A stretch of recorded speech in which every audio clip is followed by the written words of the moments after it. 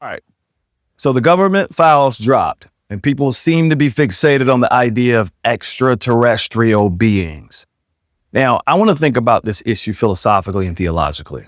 I want to deal with the idea of panspermia, which I'll explain in a second.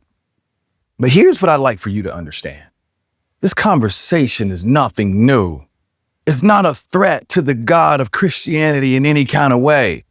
And also, none of this negates humanity's intrinsic worth and uniqueness, especially in the mind of God.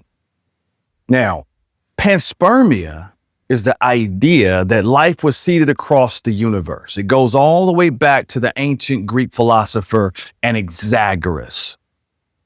He taught that the universe was filled with seeds, tiny particles containing the potential for all living things, and that these seeds were scattered throughout the cosmos, giving rise to life wherever conditions allow. Now, directed panspermia, the idea that life was intentionally seeded by extraterrestrial life, was formally proposed in 1973 by Francis Crick and Leslie Orgel. All right. Now, they argued that life on Earth didn't originate here, that intelligent extraterrestrial beings deliberately seeded our planet. Now, listen, these aren't some conspiracy theorists, right? Like Francis Crick co-discovered DNA. He appeared to be a smart guy. But let's just say directed panspermia is true. Now, I want to be clear. I think it's highly unlikely, but let's just follow the logic. Let's say we were seeded by extraterrestrial life. All right. I'll grant you that for the sake of the argument. If we were seeded, then Jesus was also seeded. Now, here's where it gets interesting, because Jesus wasn't just another human who showed up and claimed to live a good life. He claimed to be God. He claimed to be the author of the universe. He said, I am the way, the truth, and the life. He didn't say he was spiritually advanced. He didn't say he was enlightened. He claimed to be the origin of existence itself.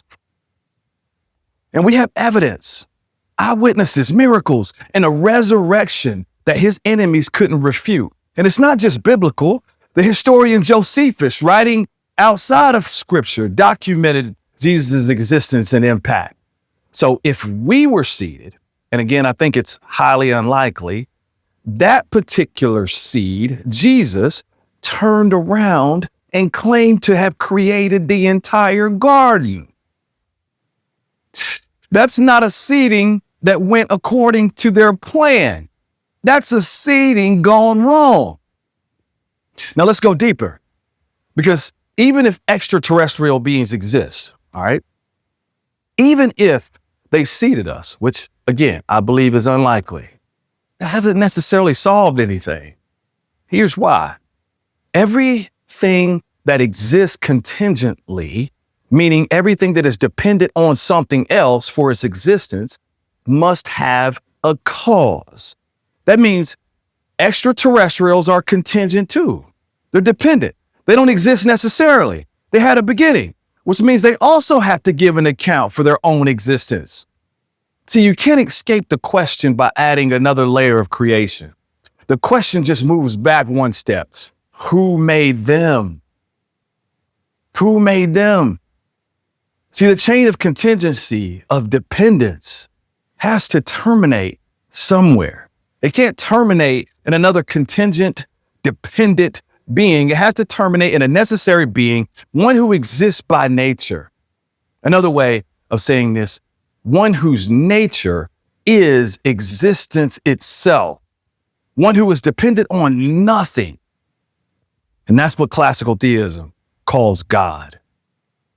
Here's what's also interesting to me. God already told us we weren't alone in the universe. Why are we surprised?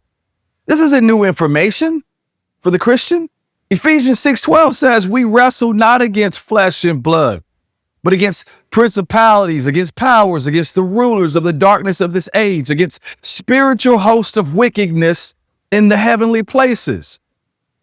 The Bible, which I believe is historically reliable, has always had a category for non-human intelligent beings operating in this universe. So here's my question. If these beings exist, and if their messaging is deception, anti-Christ, anti-God, anti-truth, the Bible has a category for that. Fallen angels, demons, beings of significant intelligence and power who rejected God and have been operating in opposition ever since. And here's the deeper problem with seeding. If we were seeded by extraterrestrials, then God is not our creator, at least not in a meaningful personal sense.